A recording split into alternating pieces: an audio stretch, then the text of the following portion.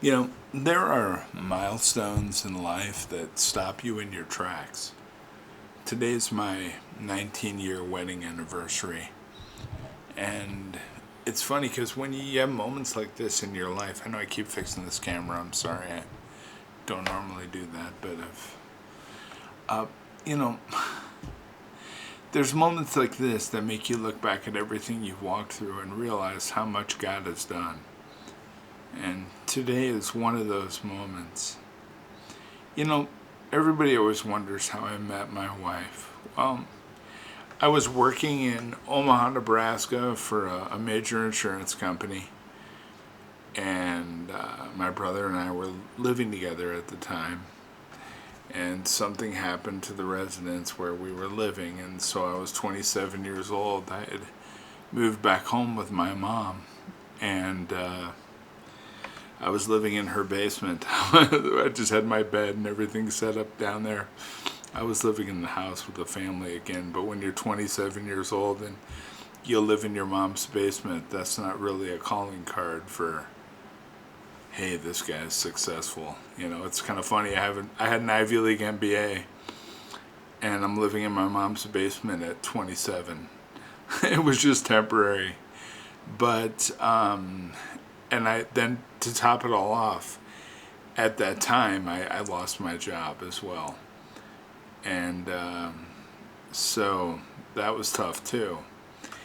And I was going on a website, trying to apply for jobs, but back then, remember, this has been, it's been over 30 years ago. No, over 20 years ago, excuse me. How old am I? I'm 50, my goodness. And there was a thing on AOL, if you remember AOL, you've got mail. Well, there was an AOL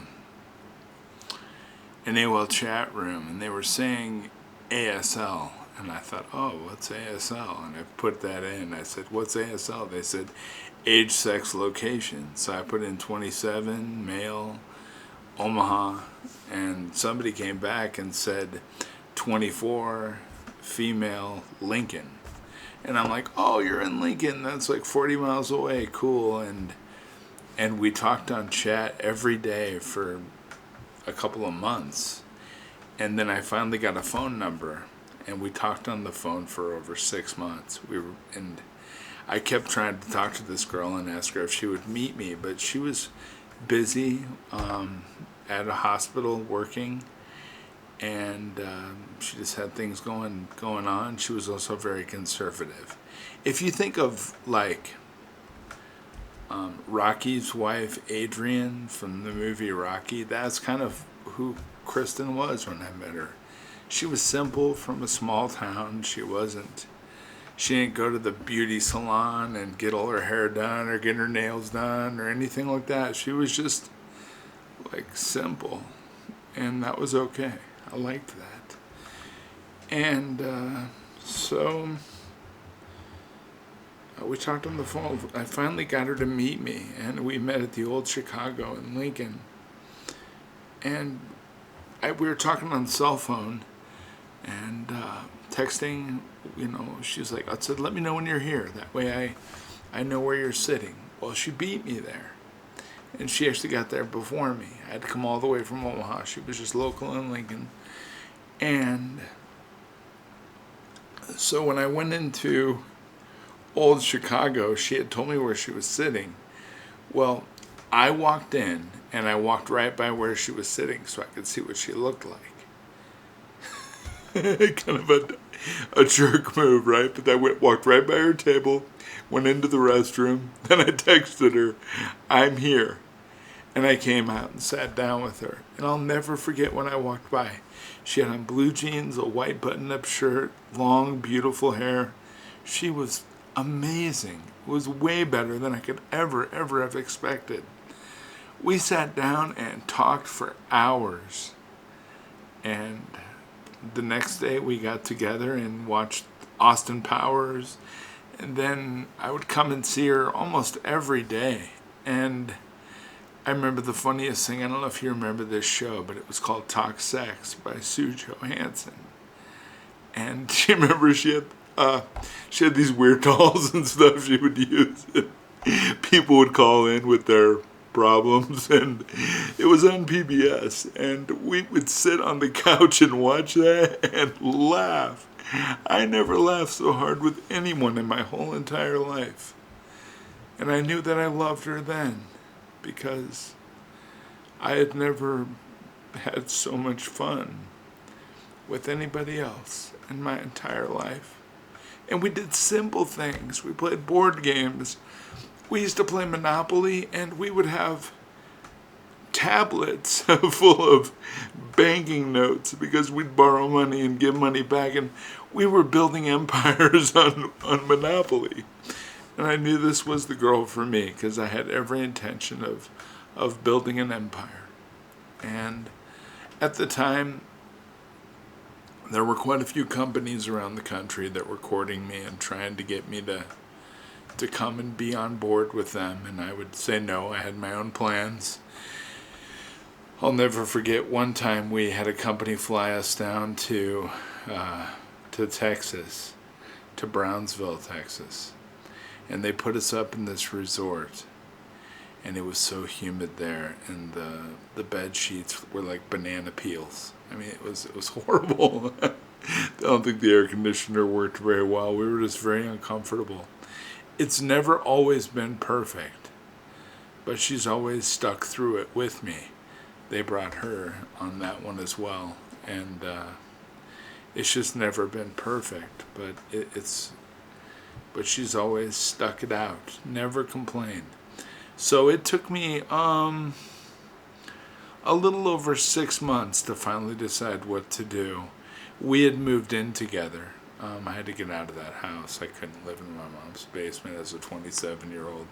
She was treating me like I was still 13, and I was a man. I had my own way of doing things, and I had been out of the house for quite some time, and I had built my own approaches, right? So I needed to go and do my own thing.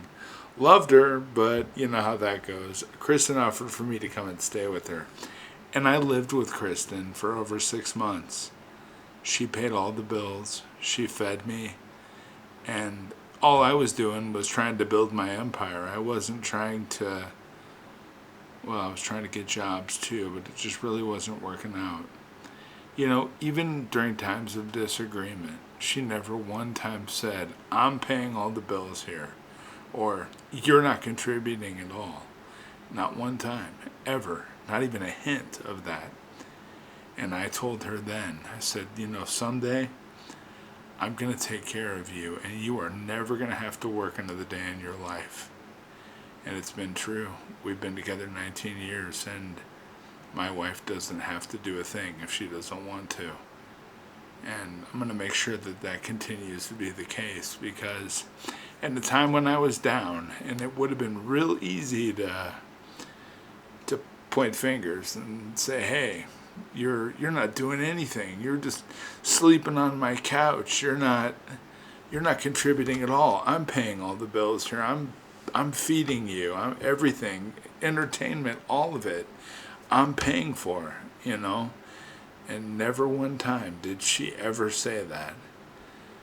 And that just showed me something about her, because how many people out there, even in arguments and when emotion becomes a primary driver of conversation, will you just sit back and not point out the obvious? A lot of people go for the throat. I know I tend to at times.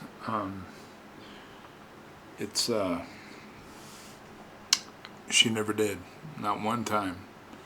In fact, even during times of disagreement, she always has encouraged me and told me, your time is coming. Don't worry. Just keep trying. We're going to make it. And we did. And boy, we've made it. And we've made it huge over the years. And every single time I wanted to do something new or start something fresh, she's been there to support me. Not one time has she ever told me it can't be done. She only tells me it can be done. I always firmly believe that your spouse is your biggest fan. You see, nobody in your life wants to see you succeed more than a good spouse because they're vested. I mean, not your best friend, not your parents. There's nobody in this world that wants to see you succeed more. And when you realize that, it'll change your marriage forever because your spouse is fully vested into your circumstance. And when you win, they win. And when you lose, they lose.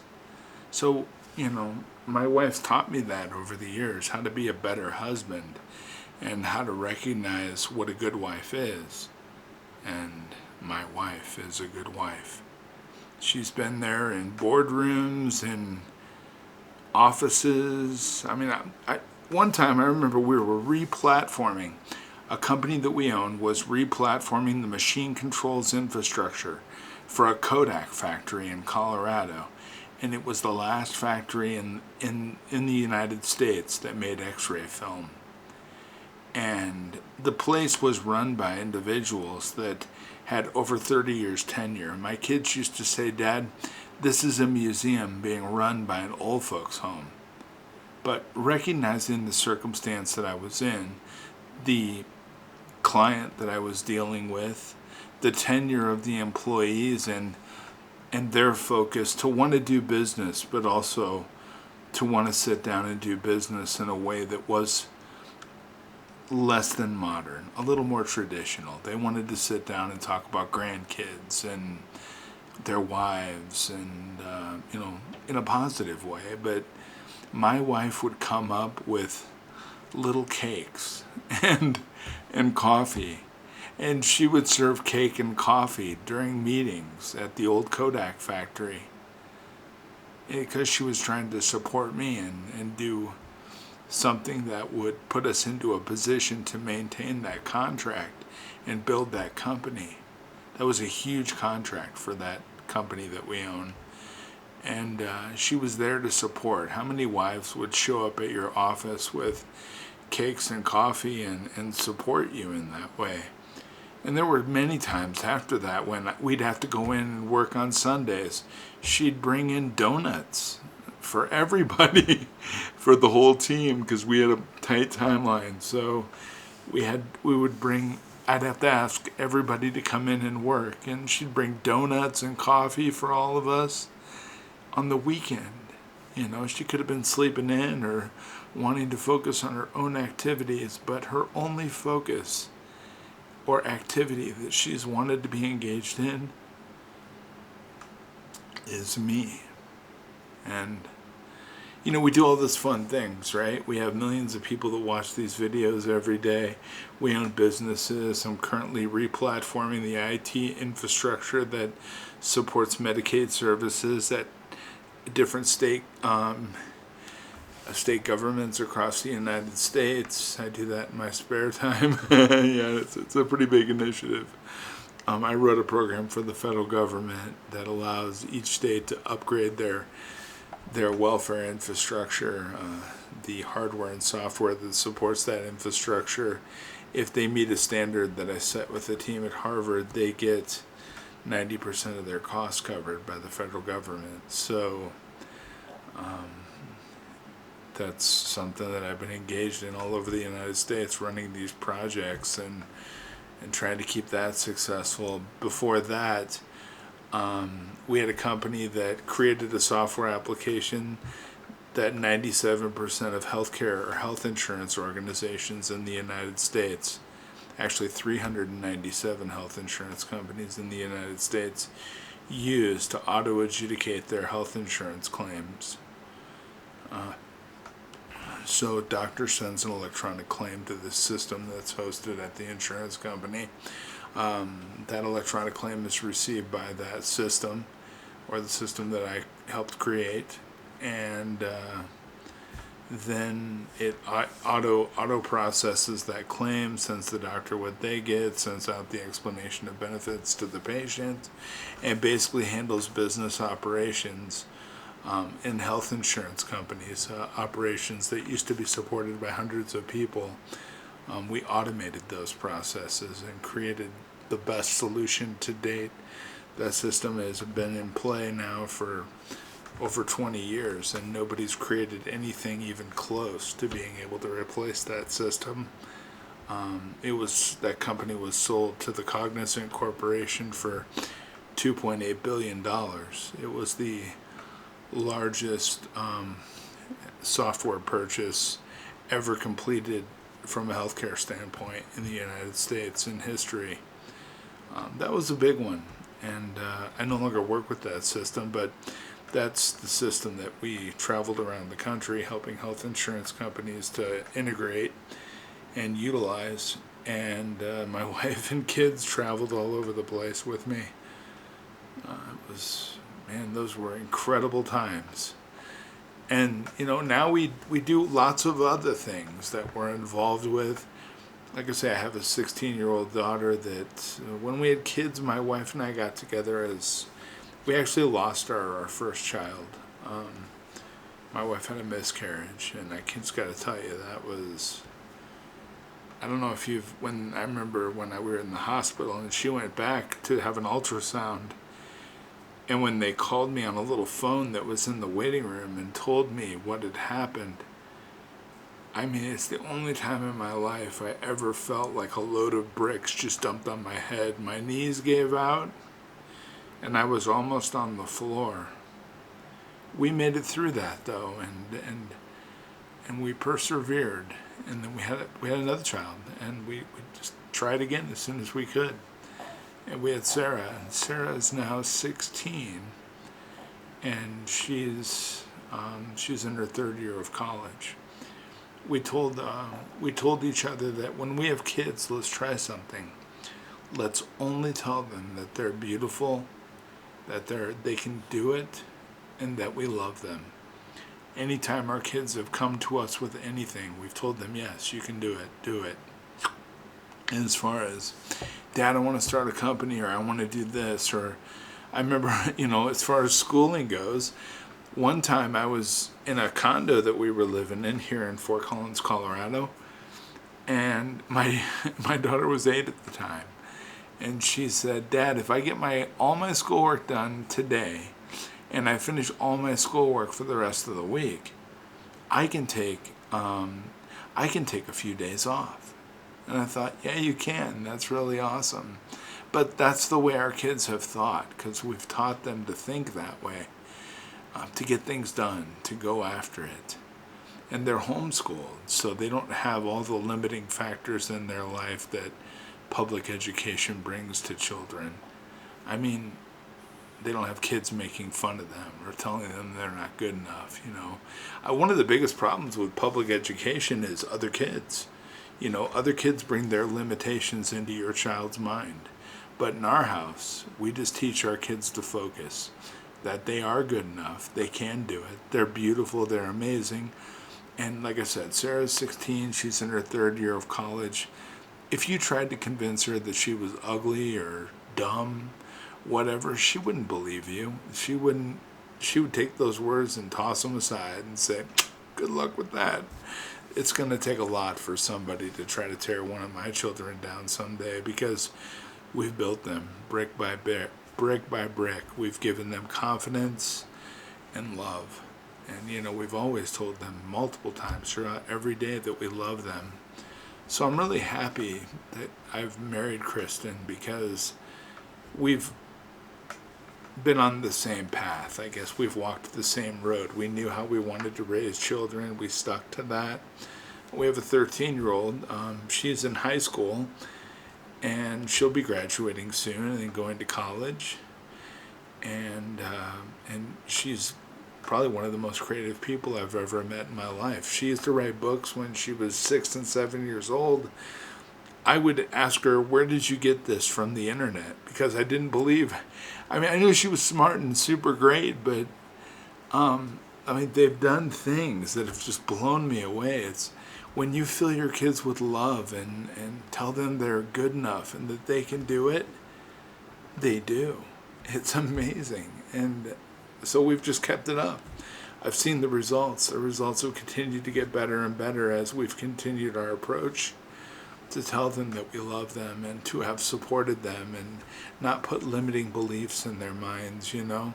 Some kids will say, when I grow up, I want to be a fireman or a policeman. When my kids were growing up, I asked them, how many employees do you want to have? What kind of business do you want to start? And we become what we're told to become. And I've just told my kids to become great, and they have. And my wife's told them the same thing.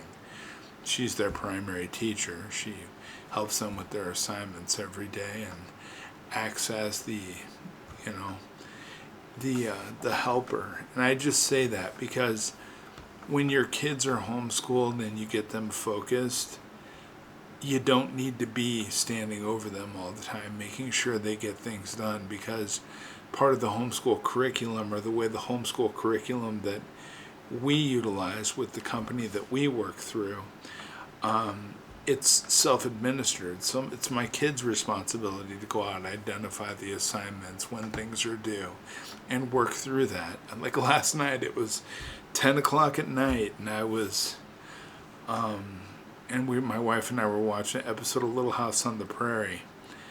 And we love Michael Landon, and we watch Highway to Heaven too. But last night we were watching an episode of Little House on the Prairie.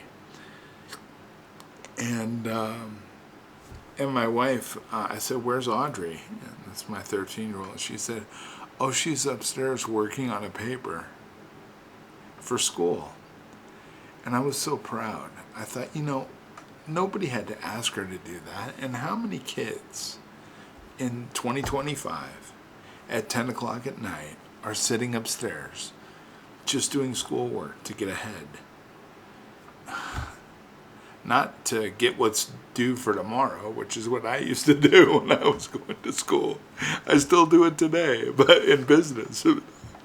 But, you know, upstairs, taking the initiative to get ahead. You know, her last grade, she finished 6 months ahead of all the other kids, because every day she was doing more than what was expected. So she had 6 months off, plus the summer before she had to start her next grade.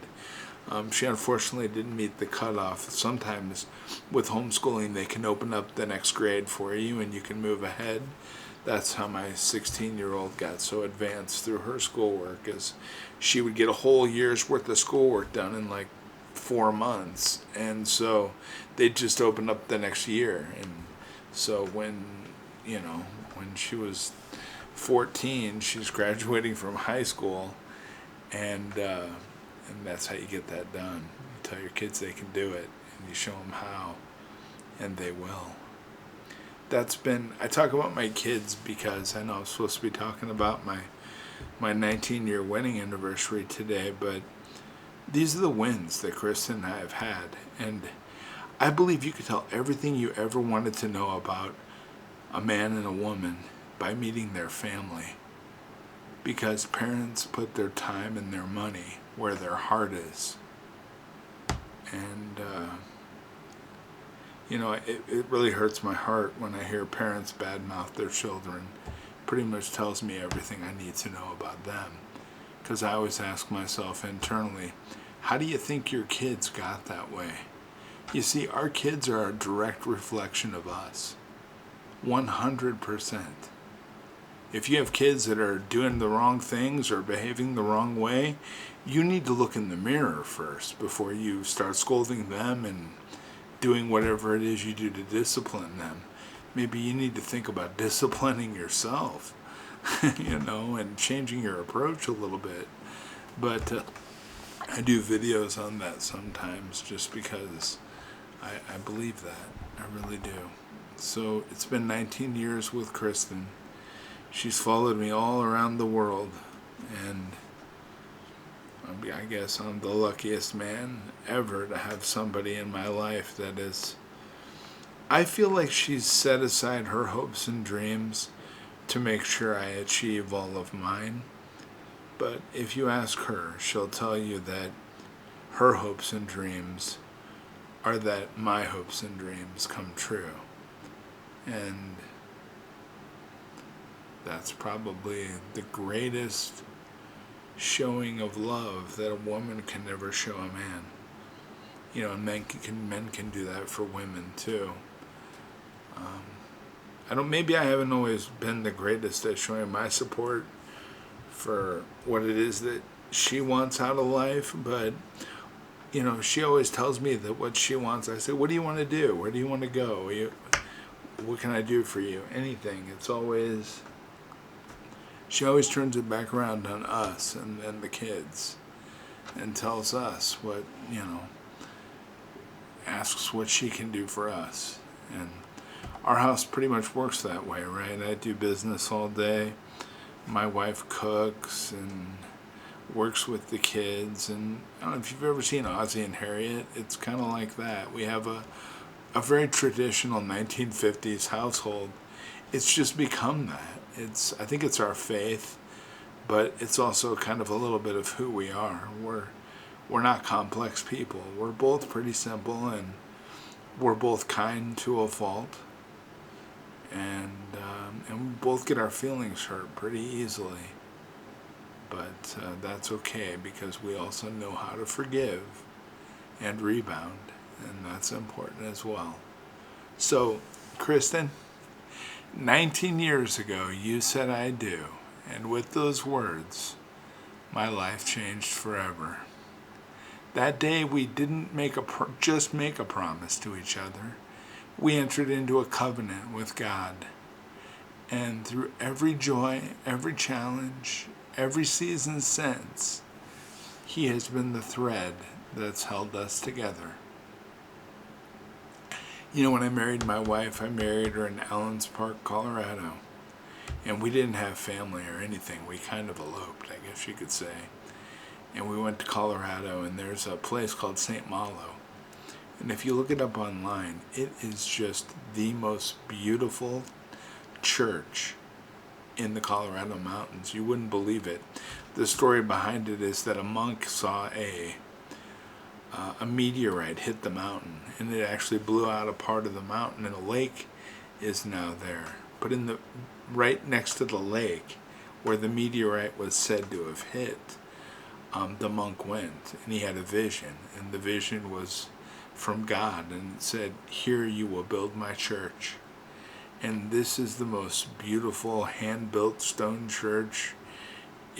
Every pope visits it. If you go inside it, they got pictures of all the popes, one by one, standing outside. It's just the most beautiful church you could ever possibly imagine. So we went in and got married, and my wife didn't know, but while we were getting married, they were setting up a white carriage outside with 6 white horses and big puffy white blankets and a carriage master. And when we came out, she didn't know that was going on. So when we were done being married, we came out of the church. The carriage was there, and she was surprised. And we got into the carriage, and when the carriage started to take us to the place where we had our reception, at a place called Wild Basin. And Wild Basin is the largest privately owned piece of land inside Rocky Mountain National Park. It's privately owned. And the carriage took us down the main road to that. It took about 30 minutes to get there. All of a sudden, when the carriage started going down the road, it looked like the world had been shaken up like a snow globe. The biggest, fluffiest snowflakes you ever saw in your life just slowly started floating down. I mean, it literally looked like the world was inside of a snow globe. When you shake it up, it was just beautiful and perfect. And everything with my wife ever since that moment has been beautiful and perfect. But our wedding couldn't have been any better. It was just amazing. The priest we had, he was an Italian priest, and he sung our entire Mass in Italian. We had no idea that he was going to do that, and it was gorgeous and beautiful. Even if you're not religious, to sit in this beautiful stone church, it echoed and sounded, beautiful, and this man just starts singing this beautiful mass in Italian, and it was probably one of the most amazing things I've ever witnessed in my life. And I don't know how many people can say that about their own wedding, but ours was really special. It feels like it was ordained. It was amazing. And we went down and went to Wild Basin, and we drank glasses of wine by the fireplace and talked. And they did the rose petals up the stairs to the bedroom, and they filled this huge bathtub, clawfoot bathtub, with hot water and rose petals, and it was just amazing, truly incredible. And then the next day, we got in a big full-size rental car, and we just started driving around the United States. We headed towards California.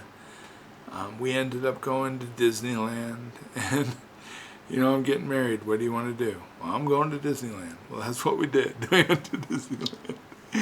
And we went to Napa and drove around and went to different wineries. And then we drove around the United States a little bit more. And we had no idea where we were going next. And that was kind of a theme for the first 6 or 7 years of us being married. We really didn't know where we were going next, but it always worked out. And it just keeps getting better and better. I've stopped building businesses and just kind of focused on the contracting aspect of working with different state governments. And what we have. I'm not looking to build an empire anymore as I'm getting a little bit older. But now I can just kind of sit back and look at everything around me, and I think it's a job well done. It's been amazing. 19 years of amazing. And Kristen has been my greatest blessing. Not just because she's beautiful, or that she's probably the most kind person I've ever met in my life, but because of her steadfast heart. She's loved me in ways that reflect Christ himself, sacrificially, unconditionally, and consistently. And when I say consistently, I mean without fail. And 99.9% of people would have failed. My attitude hasn't always been the best. You come home and the world seems like it's crashing down. I haven't always been nice, but I've been real. And she has taken that and turned that into a calm scenario that has allowed me to think things through rationally and come to a conclusion that's been beneficial for us and for the other people we've been involved with. Without that, I probably would have went off the hook several times and just been like,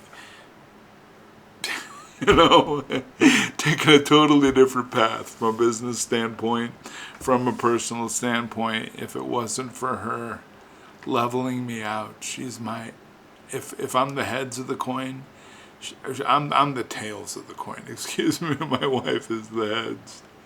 But we are, if you could pick two people that were two halves of the same coin, it would be us. Nobody would ever understand that, but we are the exact opposites of each other. We are true yin and yang. The way that we support each other and work together, we are everything the other one needs to be a complete entity or person. I don't even know how to say it, but it's kind of like before I met her, I had half a soul, and I found the other half, and together we make something that's more complete than I think most married couples or most relationships will ever understand. It's been truly incredible. It's been something that, it's so incredible I can't even explain it, but it's true. And when I think about the foundation of our marriage, I don't think about rings or wedding photos. I think about our faith. It's been faith that's carried us when we didn't know how bills were going to get paid. My wife always believed they would. And they did. I'm a worrier. She's that other half, right? She keeps me level. But it was faith that comforted us when we faced loss, when we lost our first child. It was faith that guided us through decisions that have shaped the course of our family's future. I was a nice small town guy. I grew up on a farm. I'll never forget, after I got my college degree, I went out into the world, found out how things really were. I was really surprised by that fact, because I was a nice, trusting person. So I went out into the business world as a nice, trusting individual. And I got walked on, I got kicked, I got slapped around. So I started to change, and I thought, okay, well, if that's the way the game is played, and I want to be successful, I need to play that way too. And I did play that way for a while. And then I had that conversation. I'll never forget when I talked to my wife. We were living in Omaha in this condo not too far from where I grew up. And I remember having that conversation. I've really changed, because I used to be a lot nicer and a lot kinder in business, but I got walked on. And my wife convinced me that I didn't need to change. So I went back to being a nice person. You know what? Immediately I got kicked and walked on. But then I started to forgive, and you just move on. And I found that if you stay consistent with your kindness and in your approach, other people will come to expect that, and they'll treat you likewise. Just not initially, because people don't know you. And I think a lot of people are either intimidated when they meet you in business and you're really nice. They're like, what's this guy's deal?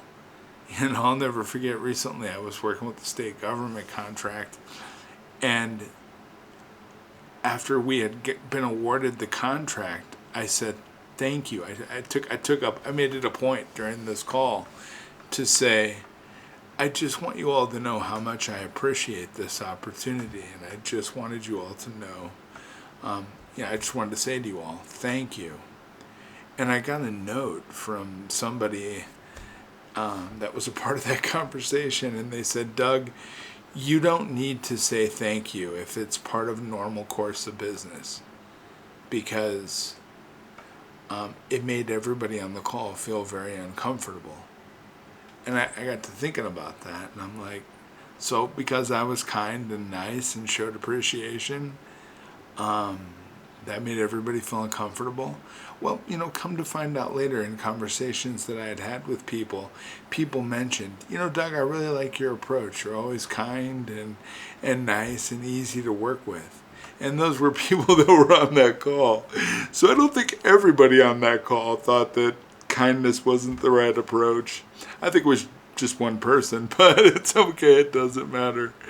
We've continued to move forward, and it's actually worked out extremely well. But I think there's always a little skepticism when people first meet you and you represent Christ, meaning you have kindness in your heart. You treat other people with the utmost respect and appreciation. You say thank you when things are provided to you, and you just be nice. Now, some people will try to take advantage of that, and other people just won't understand that. But you can't let that change you. I remember my wife has always been the first to pray when storms roll in. She's always been the one to remind me that God's got this. And you know what? He has. He's had it. Why he blessed this lazy-eyed handicapped guy, I have no idea. But God seems to love me. He's really given me an amazing life. My wife has reminded me of that on multiple occasions, because she's believed when I doubted. She's hoped when I worry. And she's forgave when I've failed her. Through my wife's quiet faith, she's shown me what godly love looks like. Every time I read anything about Jesus or God and how they behave or act, it's like talking about my wife directly. She has such a soft, kind heart and such an amazing approach. It's not loud, it's not demanding. My wife's approach is deeply rooted in grace. And she reminds me that the strongest marriages aren't built on emotions that come and go, but on a foundation of prayer, trust, and commitment to the God who never fails and has not failed us. I can say with confidence that I am the man I am today because of who my wife is, because of the way that she's believed in us, and that we can do anything together. Real love doesn't stay the same. It grows, it deepens, and it transforms. And in 19 years, we've walked through seasons of laughter that have filled the house with joy, and seasons where tears fell quietly in the dark. We've known victories that have made us stronger, and struggles that have tested our faith. But through every season, one truth has remained unshaken. Our love was never just about us. It was always about what God was doing in us. And I remember the early years when we were still figuring life out. The late nights, the huge dreams, the times we had to lean on each other when there wasn't much else to lean on. And now looking at all that we've built, our home, our family, our daughters who carry our hearts, I see God's fingerprints all over it. Every inside joke, every prayer whispered across the years, every challenge we've faced side by side, they've become sacred stones in the altar of our story. My wife has taught me that marriage isn't about grand gestures. It's about daily devotion. It's about making coffee before the other person wakes up. It's about holding hands. It's about sitting together in silence when words fall short, knowing love doesn't always need to be spoken. It just needs to be felt. And 19 years later, I still look at you, Kristen, and see the same spark I saw the day we met. But now, that spark has become a steady, radiant light that fills my world. As I look forward, my heart is full of gratitude, not just for what we've already lived, but for all that's still to come. God is not done writing our story. Every wrinkle, every gray hair, every moment of laughter, still ahead of us. It's all part of the masterpiece that He is painting. You've been my calm when life was chaotic. You've been my encouragement when I felt lost. You've been my safe place, the one person I can always be honest with, knowing I'm loved anyway. That's one thing amazing about my wife. She loves me. She knows me. She knows me for who I am. She knows all my faults. She knows, we call it, since I have become a faith-based speaker for Christian values on this channel, it's changed me quite a bit. And we call who I used to be Doug Zero around the house. So anytime I go back to an old behavior or think an old way, we refer to that as Doug Zero. You know what? My wife loves Doug Zero.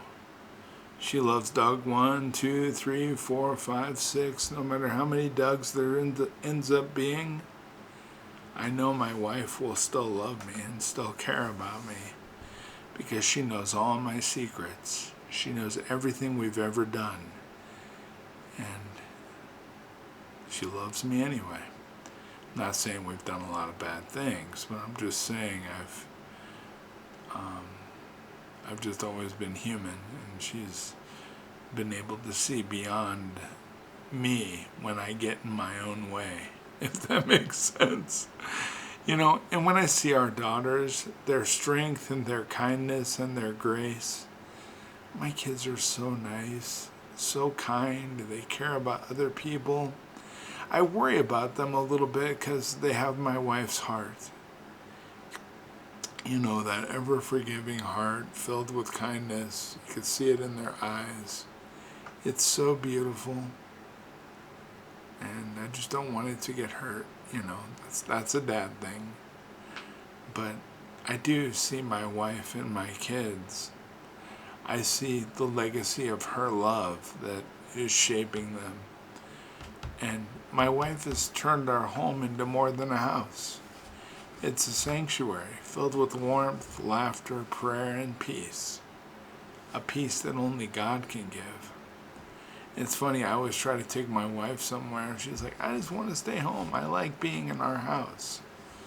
I like being here too. And if I could write a prayer over us today, it would be this. Father, thank you for 19 years of grace. Thank you for a love that has weathered every storm and grown deeper with every sunrise. Continue to bless our marriage with your presence. Keep our hearts soft, our faith strong, and our love anchored in you. Let our story be a light to others, a reminder that when you are at the center, nothing can break what you've joined together. Kristen, I love you more than words will ever say. You've been my partner, my confidant, my inspiration, and you truly are my best friend. You've made this life richer, brighter, and more meaningful than I ever imagined it could be. And 19 years later, I am still in awe that I get to walk through this life with you. You are my answered prayer, my living proof that God's timing is perfect and His love is unending. If I had 1,000 lifetimes, I'd find you in every one of them. You know, you are my best friend. I don't go anywhere without my wife. I bet there's nobody on this planet since I've married my wife that's seen me alone. I mean, you go out into public, if you see me somewhere, you just expect that my wife will be there, and she always is. She's my best friend. I don't have buddies in my life that I disappear with to go golfing or to go do things with. I have one buddy in my life, and I do go golfing, and I do baseball, go to baseball games, football games. I do all the things that other men do, but I do them with my wife, because that's what a marriage is supposed to be about. That's your partner, and that's your best friend. And when you treat them that way, it changes the whole dynamic of your relationship. And it's what builds a true marriage. So start looking at your spouse as your best friend. Start treating them like they're your best friend. And you know what you might find? You might find that they actually are your best friend. I love you, Kristen.